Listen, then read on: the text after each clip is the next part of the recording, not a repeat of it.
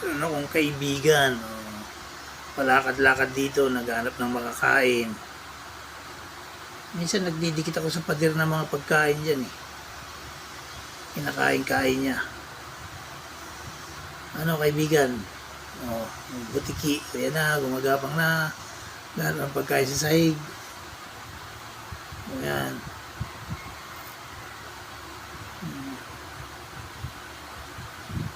Gutom yan. Dali, hanapan kita ng pagkain. Nalagay ako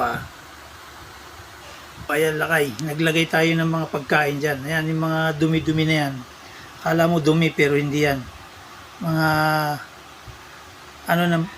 prito. Himay na prito ng karne. Ayan. Tapos yung nakadikit sa dingding na yon, ayan, karne din yan. Titignan natin kung lalabas ang ating kaibigan. Mamaya i-video ko ulit pag dumating. Andyan siya nagtatago sa ilalim ng paper bag na yan. Yan. Diyan nagtatago yun. Mamaya makikita nyo. Kaibigan ko yan. Kaibigang butiki. Sa ilalim ng lababo. Mamaya, ayun, nagtatago doon. Ayun. Ayun. Mamaya, bababa yan.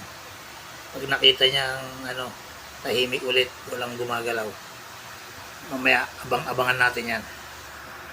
Kaya ang ating kaibigan, unti-unti nang lumalabas. Pupunta na yan. Ayan.